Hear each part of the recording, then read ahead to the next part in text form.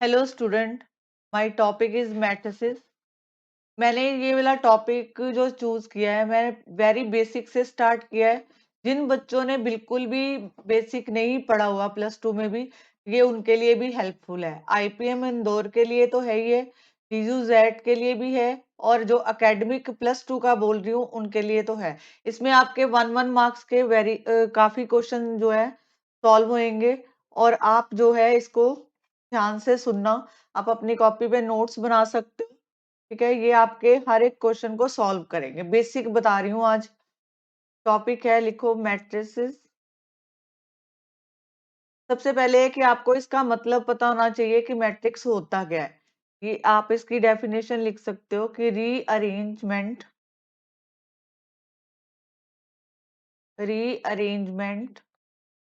Of number and functions. Okay, अब देखो इसको कैसे, rearrangement of number and function. ठीक है, अभी तक हम ये पढ़ते आए हैं, 2 3 1 ऐसे नंबर आपने देखे होंगे। ठीक है, लेकिन जब हम मैट्रिसेस की बात करते हैं तो हम मैट्रिसेस में हमने बोला है कि नंबर और फंक्शन। तो जैसे फॉर एग्जांपल मैंने आपको लिख के दिया 3 4 x साइन थीटा √x 1 2 3 और 0। ठीक है, अब देखो rearrangement of number and function. ठीक है, और ये जो है रेक्टेंगुलर, मतलब मैट्रिक्स को हम रेक्टेंगल में ऐसे लिखा जाता है। कोई भी मैट्रिक्स हो उसको रेक्टेंगुलर में क्लोज कर दिया जाता है। ये देखो, ये 3 4 1 3 0 और 2, ये सारे क्या हैं, नंबर्स।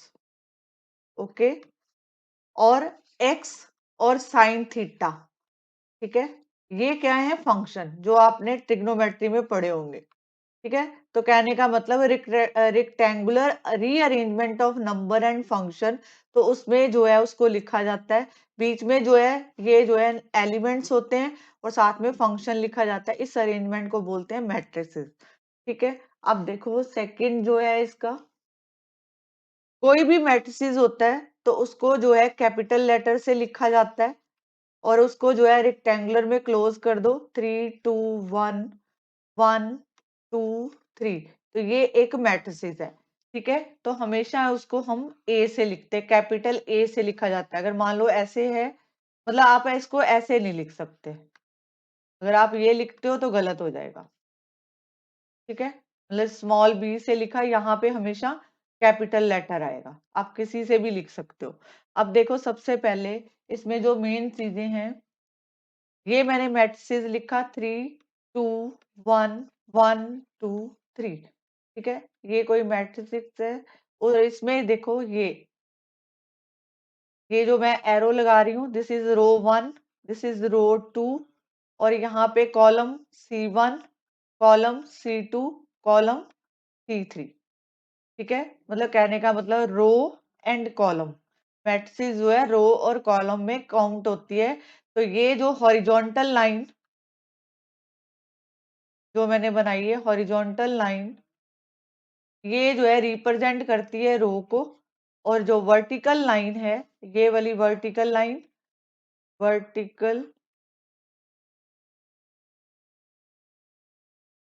वर्टिकल लाइन, ये रिप्रेजेंट करती है कॉलम को।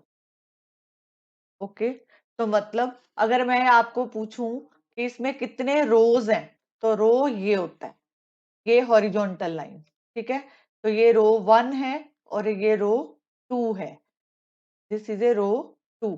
और ये कौन सा कॉलम, कॉलम 1, ये वर्टिकल लाइन आ गई, कॉलम 2 और कॉलम 3। मतलब अगर आप इसको ऐसे पढ़ते हो, ये कॉलम है, तो ये वाले कॉलम है। और अगर आप इसको इस तरह पढ़ते हो तो ये रो है, ये रो का साइन है और ये जो है कॉलम है। ओके, अब देखो ये तो हमने मैट्रिसेस में पता चल गया कि रो और कॉलम क्या होता है। उसके बाद पूछा जाता है कि ऑर्डर ऑफ मैट्रिक्स, इसको कैसे लिखेंगे। ऑर्डर ऑफ मैट्रिक्स का मतलब है कि number of rose cross number of column. जैसे फॉर एग्जाम्पल 3 2 1 1 2 3 4 5 6, ये कोई मैट्रिक्स आपको गिवन है। ठीक है, आपको पूछा है कि इस मैट्रिक्स का ऑर्डर लिखना है, तो आप इसके ऑर्डर को कैसे लिखोगे? मैंने बोला कि number of rose into number of column. ये देखो, ये जो है ये रिप्रेजेंट कर रहा है एरो रो को, R1 R2 R3। ठीक है, नंबर ऑफ रो।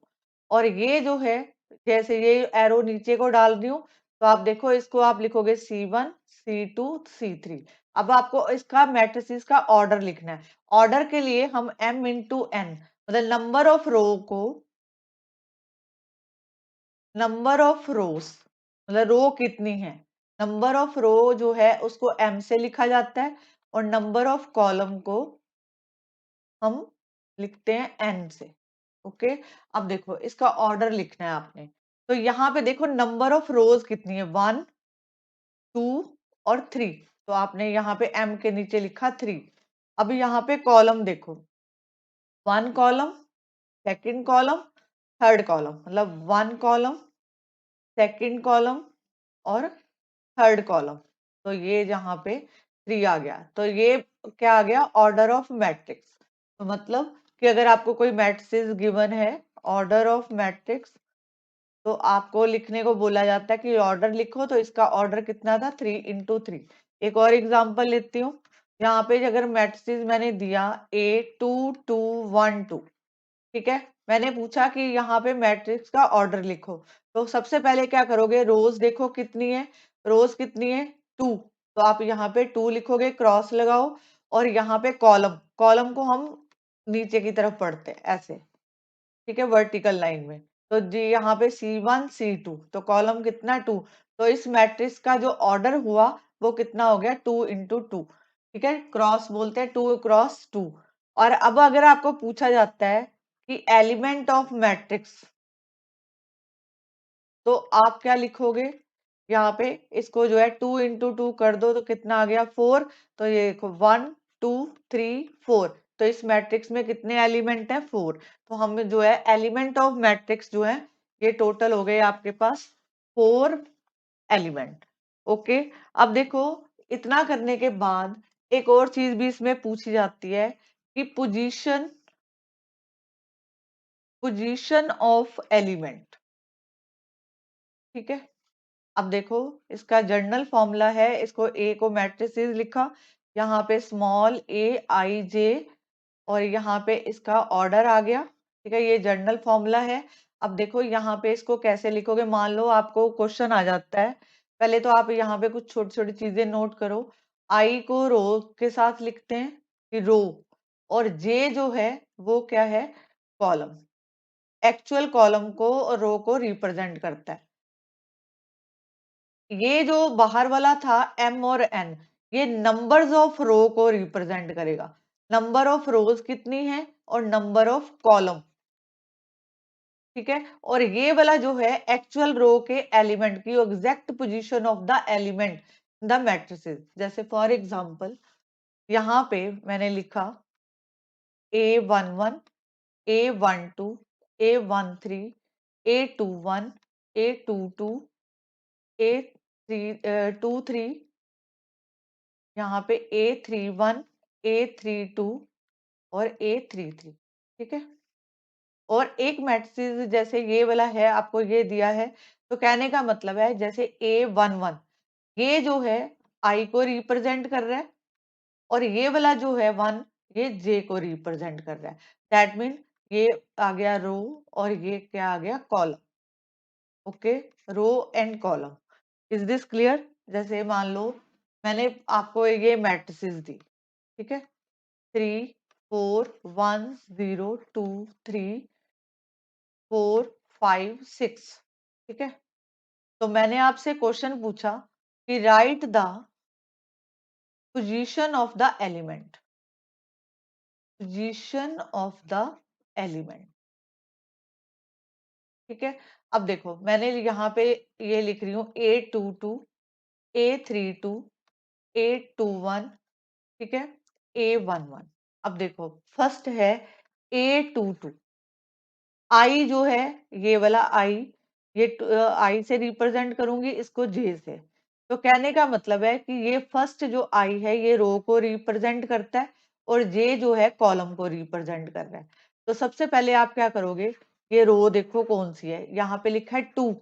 ठीक है, तो ये रो R1 है, ये R2 रो है और ये R3 है।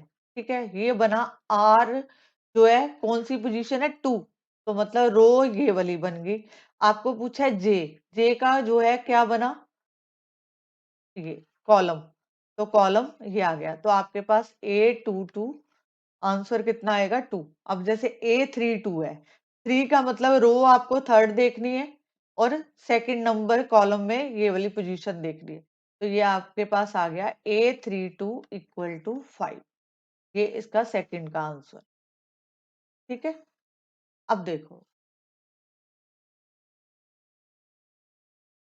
अब रह गया A21। अब 2 1 रो कौन सी देखेंगे, सेकंड रो देखेंगे और 1 पोजीशन पे कौन सा एलिमेंट है, 0। तो यहाँ पे 0। और यहाँ पे A11, 11 देखो आपके पास रो कौन सी है, फर्स्ट रो है, तो फर्स्ट ही कॉलम है, तो यहाँ पे 3 आ जाएगा। तो आप जो है इस तरह इसके आंसर देख सकते हो। ओके, ये इनके आंसर है। अभी तक जो मैंने आपको कराया, मैंने ये आपको सिंपल वर्ड्स में बता रही हूँ। जैसे मान लो मेरे पास कोई मैट्रिसेस 1 2 3 4 5 6, यहाँ पे मैंने लिख दिया और 1। ठीक है, सिंपल क्वेश्चन पूछूं तो आपने इस मैट्रिसेस का ऑर्डर लिखो। तो ऑर्डर के लिए क्या लिखोगे, रो देखो कितनी है, 3 रोज हैं, कॉलम कितने हैं, कितने हो गए कॉलम, 3 कॉलम, तो ये 3 3 मैट्रिक्स। ठीक है, तो मतलब इसका आंसर आ गया ऑर्डर ऑफ मैट्रिक्स 3 3। ठीक है, अब अगर पूछा है कि number of element, number of element, ठीक है, तो ये कितने हैं, 3 3 देन 9। ये देखो 1 2 3 4 5 6 7 8 9। तो ये जो है आपको नंबर ऑफ एलिमेंट मिल गए 9। ठीक है, अगर आपको पोजीशन पूछा है, तो जैसे पूछा है A12, तो आप क्या करोगे, पहले तो देखो रो कौन सी है, रो कौन सी है, फर्स्ट। कॉलम कौन सा है, सेकंड। तो इसका एलिमेंट कौन सा आया, 2। तो इसका आंसर आएगा कि A12 का 2। इसी तरह अगर A31 है, तो 3 में थर्ड कॉलम में देखो कितना है, 3।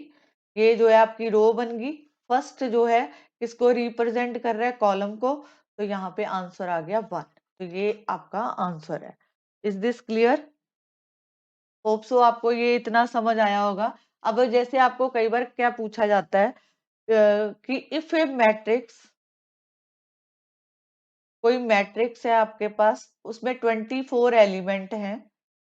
ठीक है, कि टोटल आपको मैट्रिक्स के एलिमेंट मतलब ऐसे एलिमेंट बता दिए।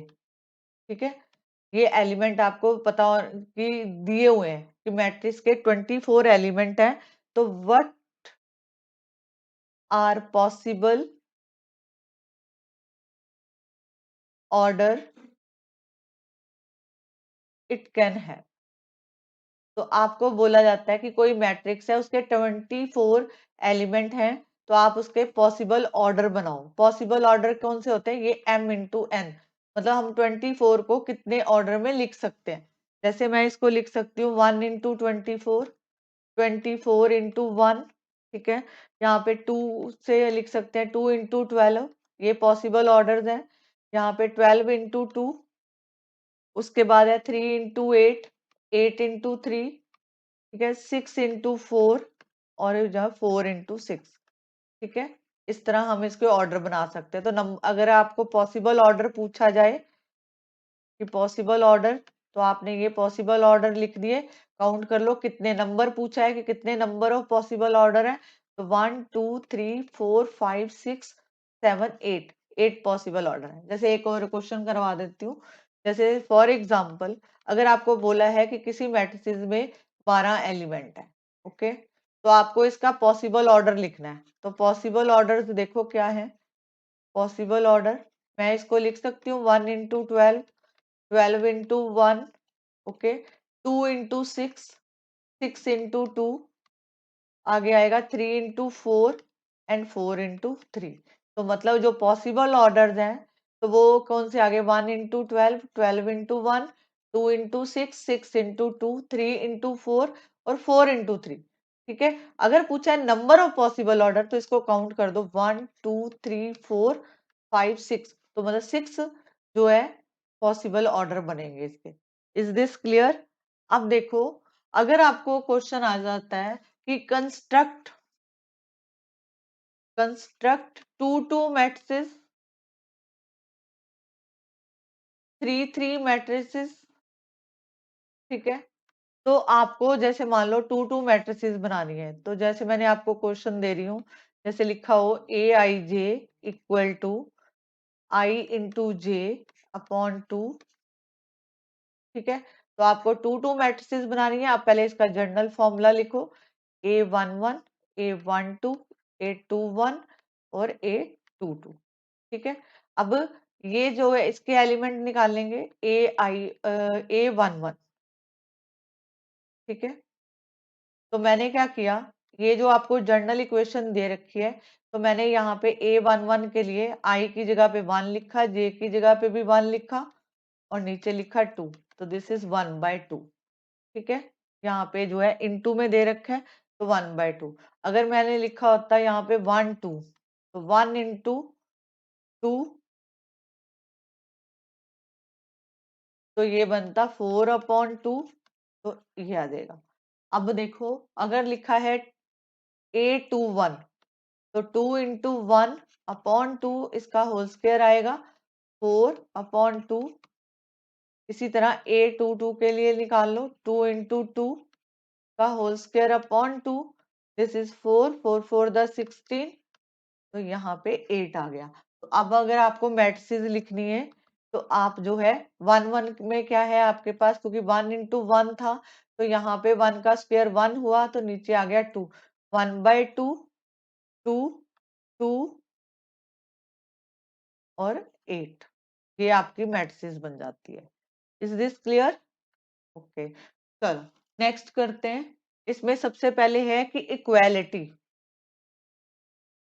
Equality of matrices.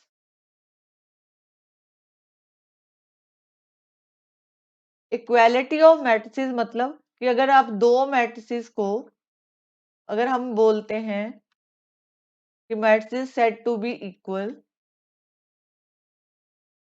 तो उसमें क्या ऐसा होना चाहिए कि ये दो मैट्रिसेस को आपस में इक्वल बनाए। फर्स्ट वन तो उसका जो रूल है कि order must be same, order must be same, दोनों का ऑर्डर सेम होना चाहिए। सेकंड कि each element of A matrices equal to each element of B matrices, ये आपस में इक्वल होने चाहिए, तब हम जो है बोलते हैं कि दो मैट्रिसेस आपस में इक्वल है। जैसे इससे इस टाइप में आपको क्वेश्चन कैसे आता है वो मैं बता रही हूँ।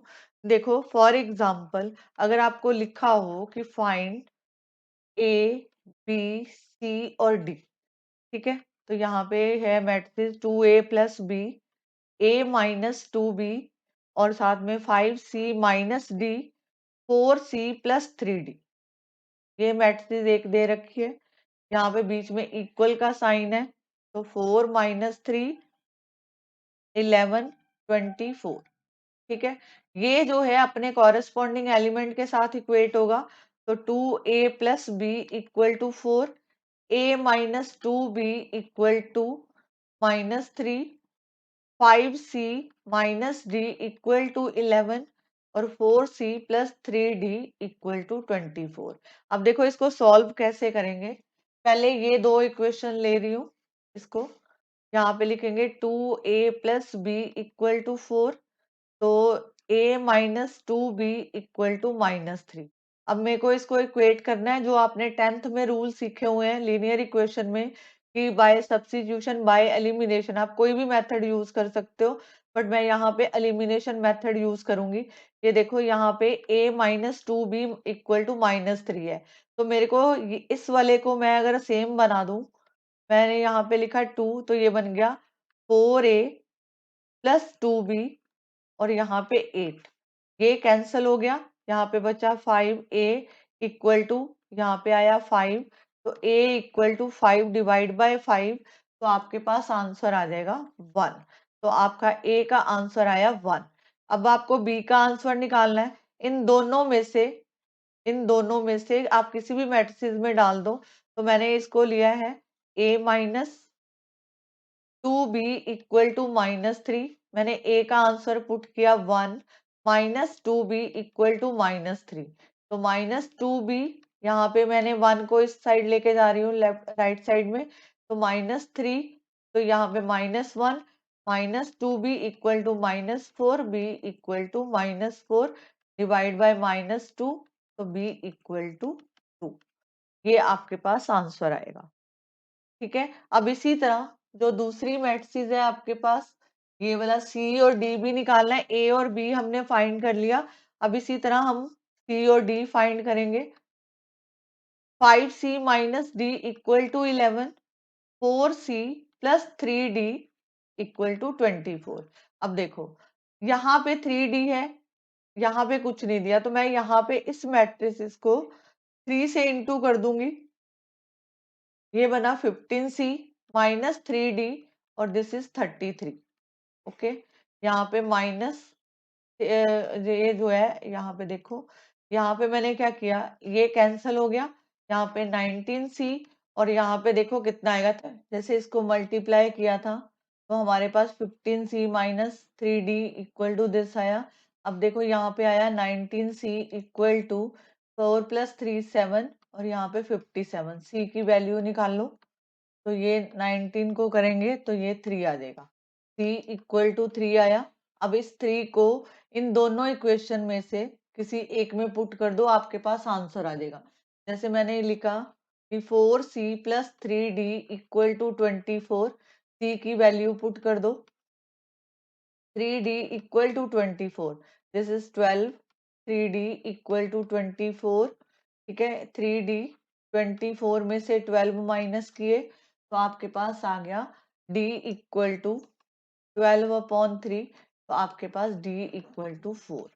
ओके, तो आपके पास a इक्वल टू 1 आया, b equal to 2, c equal to 3 और d इक्वल टू 4, ये आपका आंसर बन गया।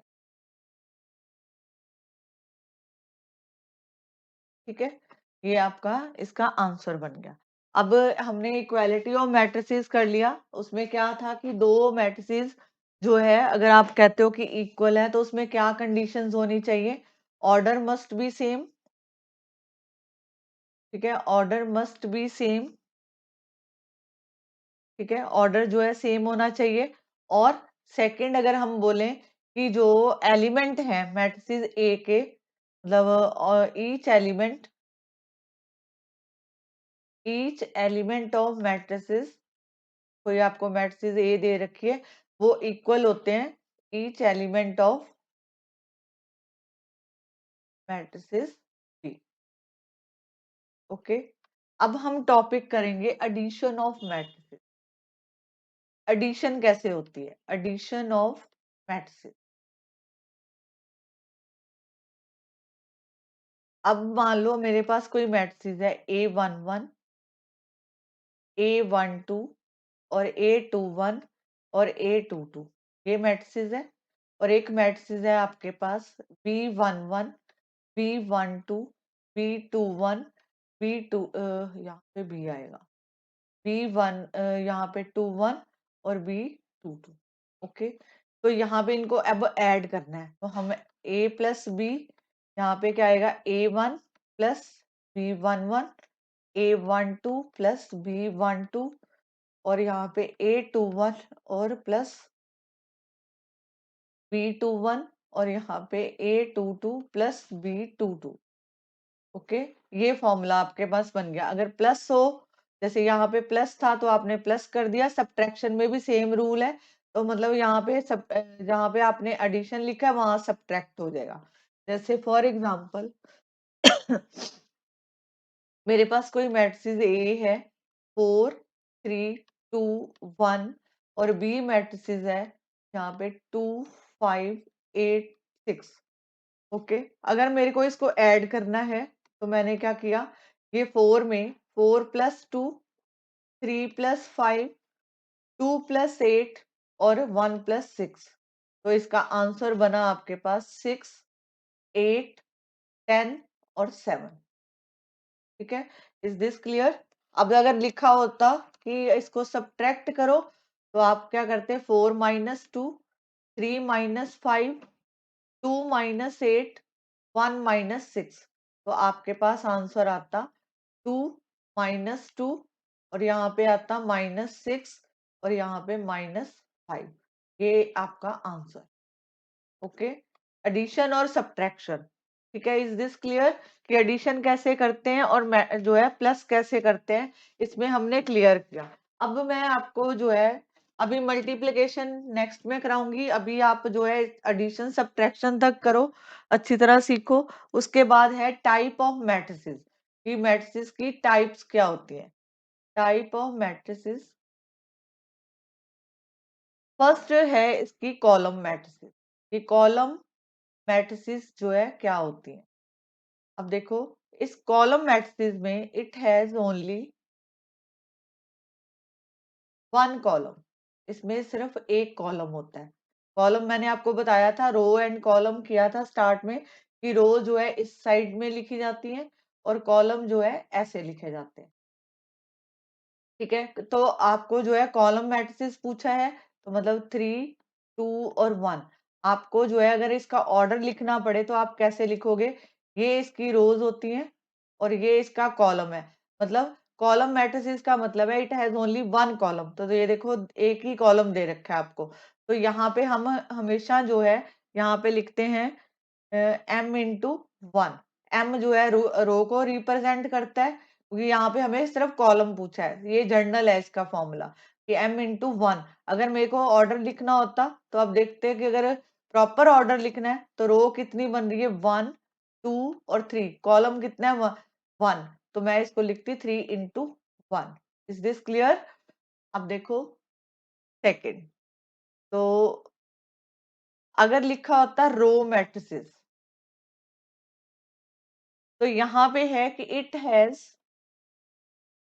Only one row.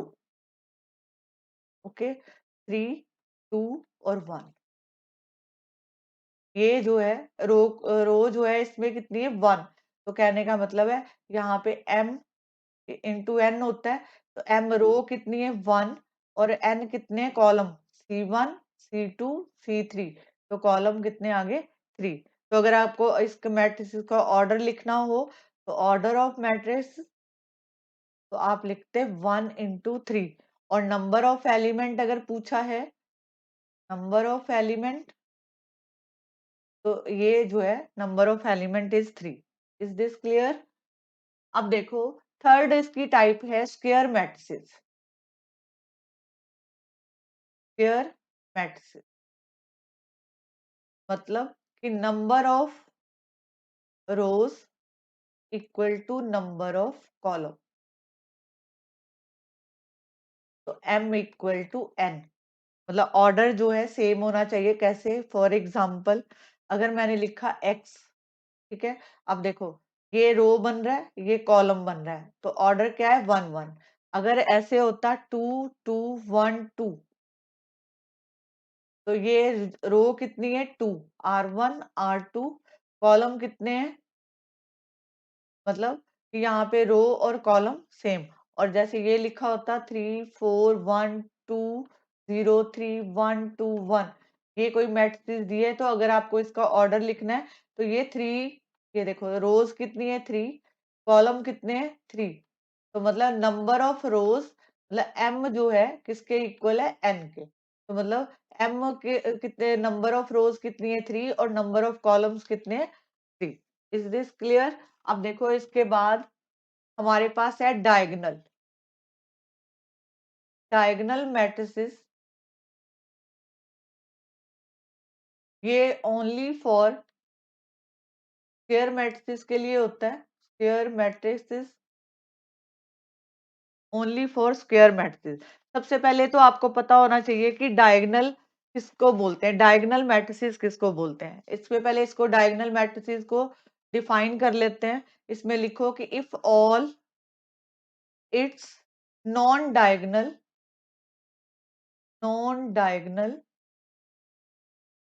matrices, the non-diagonal element is zero। कैसे? फॉर एग्जाम्पल, अगर मैंने कोई मैट्रिसेस लिख रही हूं तो -1 0 0 2 ये बन रहा है डायगोनल। ओके, यहाँ पे जैसे मेरे पास बी मैट्रिसेस है -1 0 0 और यहाँ पे 0 2 0 और यहाँ पे 0 0 3। ओके, तो यहाँ पे देखो आपके पास जो है जो है डायगोनल, नॉन डायगोनल कौन से है, ये यहाँ पे जैसे ये बन रहा है non diagonal element is zero, तो ये सारे एलिमेंट जो है यहाँ पे जीरो बन रहे हैं। ठीक है, ये डायगोनल होता है, ये डायगोनल होता है और ये नॉन डायगोनल पोजीशन होती है। ओके, तो यहाँ पे मैंने लिखा है कि if all it's non diagonal element is zero, तो आप इसको ऐसे लिखोगे। फिफ्थ मैट्रिसेस हमारे पास होती है स्केलर मैट्रिसेस। इसमें एक और डायगोनल में एक और चीज बता देती हूँ। जैसे आपको लिखा है 2 3 4 1 2 3 2 1 1। ठीक है, ये आपको कोई मैट्रिसेस गिवन है। ठीक है, ये बनता है इसका डायगोनल। ये वाले एलिमेंट जो है वो कौन से होते हैं, डायगोनल एलिमेंट। इसमें एक ये डायगोनल बना और एक ये डायगोनल। ओके, इस डायगोनल को 2 2 1 वाले को हम रिप्रेजेंट करते हैं प्रिंसिपल डायगोनल से, और ये वाला जो डायगोनल है 2 2 4 वाला, इस डायगोनल को बोला जाता है सेकेंडरी डायगोनल। ठीक है, इसकी जरूरत पड़ती है हायर क्लासेस में। अभी जो आप डिस्कस करोगे वो प्रिंसिपल डायगोनल के ऊपर आपके मोस्टली क्वेश्चन इसी पे बोले जाते हैं। अगर आपको क्वेश्चन आ जाता है कि ए इसके जो डायगोनल लिखो मैट्रिसेस के, तो आप क्या लिखोगे यहाँ पे, ये वाला मैट्रिसेस 2 2 1 2 2 1, ये इसके डायगोनल एलिमेंट लिखे जाते हैं। Is this clear? अब बात करते हैं स्केलर मैट्रिसेस की। स्केलर मैट्रिसेस क्या होती है?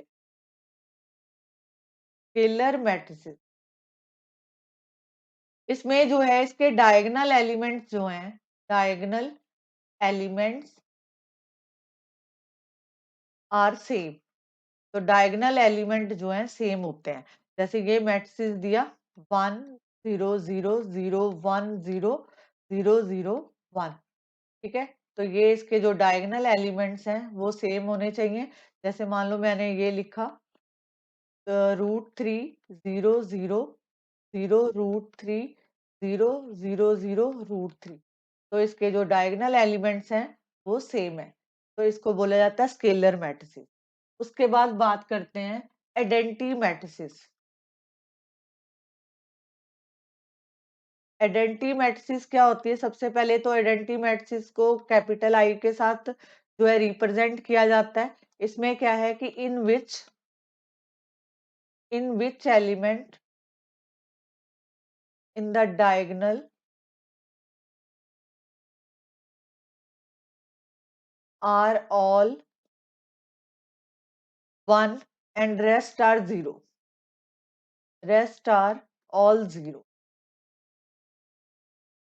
in which element in the diagonal are all 1, मतलब I के साथ लिखेंगे। यहाँ पे जो है 1 0 0 0 1 0 0 0 1, तो ये जो है इसके डायगोनल, ये जो है 1 के साथ 1 आना चाहिए यहाँ पे और बाकी सारे 0 होने चाहिए। इसको बोलते हैं आइडेंटिटी मैट्रिसेस। अगर आपको ऐसे इस तरह लिखा है कि I2, इसका मतलब है ये 0, यहाँ पे सॉरी 1 0 0 1, तो मतलब I2 का मतलब ये होता है। अगर लिखा है I3 तो हम लिखते हैं 1 0 0 0 1 0 0 0 1। ठीक है, ये होती है आइडेंटिटी मैट्रिसेस। उसके बाद है जीरो मैट्रिसेस। जीरो मैट्रिसेस से आप बिल्कुल समझ गए कि सारे एलिमेंट जीरो होने चाहिए। All its elements are zero.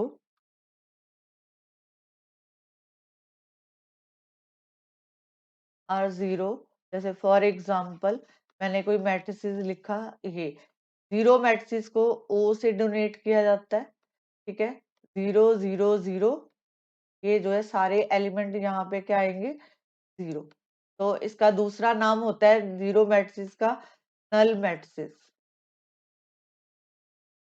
Okay, zero matrices को नल मैट्रिसेस से भी बोला जाता है। अब देखो, नेक्स्ट टॉपिक है इसका ट्रांसपोज ऑफ मैट्रिसेस। जैसे आपको कोई मैट्रिसेस ए दिया हुआ है, AIJ, और यहाँ पे इसका ऑर्डर है M × N। अगर मैं इसका ट्रांसपोज लगाती हूँ तो ये बन जाता है AJI, और इसका ऑर्डर भी चेंज हो जाएगा N × M। अब ऑर्डर कैसे चेंज हुआ वो देखो। जैसे मान लो मेरे पास ये कोई मैट्रिसेस है, फॉर एग्जाम्पल A मैट्रिसेस, तो मैंने उसको मैट्रिसेस है आपके पास 3 √3 और यहाँ पे 6। ठीक है, और यहाँ पे 5 1 -5। मैंने इसका ट्रांसपोज लगाया तो ये जो है ये क्या है, कॉलम। कॉलम किस में चेंज हो जाएगा, रो में, और रो किस में चेंज हो जाएगी, कॉलम में। तो यहाँ पे A ट्रांसपोज लगाओगे तो ये बन गया 3 √3 6 5 1 -1। तो ये ऑर्डर देखो, यहाँ पे रो R1 R2 R3, कॉलम कितने थे, 2। तो मतलब 3 × 2 था। अब ये देखो, रो कितनी होगी, 2, और कॉलम कितने हो गए, 3। तो ऑर्डर इनका चेंज हो गया। Is this clear? तो कहने का मतलब है ट्रांसपोज ऑफ मैट्रिसेस का मतलब होता है interchange interchange interchanging the row and column. एक और एग्जांपल लेती हूँ। अगर मान लो ये आपको कोई मैट्रिसेस दे रखा है 1 0 2 और 3, आपको बोला है इसका ट्रांसपोज लगाओ। ठीक है, तो ये रो है, ठीक है, ये कॉलम में चेंज हो जाएगी, कॉलम रो में कन्वर्ट हो जाएंगे। तो अगर मेरे को इसका ट्रांसपोज लगाना है तो मैं क्या करूंगी, 1 2 और 0 आ जाएगा। Is this clear? तो मतलब ये जो है चेंज हो जाएगा। यहाँ पे 1 0 है, ठीक है, तो ये रो जो है कॉलम में चेंज हो गया, और ये जो है कॉलम रो में चेंज हो गया। This clear? ये है ट्रांसपोज। अब इसकी कुछ प्रॉपर्टीज हैं। प्रॉपर्टीज ऑफ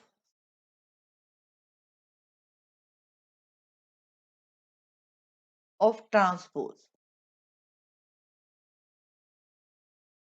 अब देखो, फर्स्ट प्रॉपर्टी इसकी ये है कि ए का अगर ट्रांसपोज लगाते हो, फिर उसका पहले ए का जैसे कोई मैट्रिसेस है आपके पास ए, ठीक है, आपने इसका ट्रांसपोज लगाया और मैंने वापस इसी मैट्रिसेस का दोबारा ट्रांसपोज लगाया, तो वो हमेशा अपनी ओरिजिनल मैट्रिसेस के इक्वल आ जाएगा। मतलब अगर हम कहने का मतलब ये कि अगर एक बार आपने ट्रांसपोज लगाया फिर दोबारा उसका ट्रांसपोज लगाते हो तो वो अपनी ओरिजिनल मैट्रिसेस के इक्वल आ जाता है।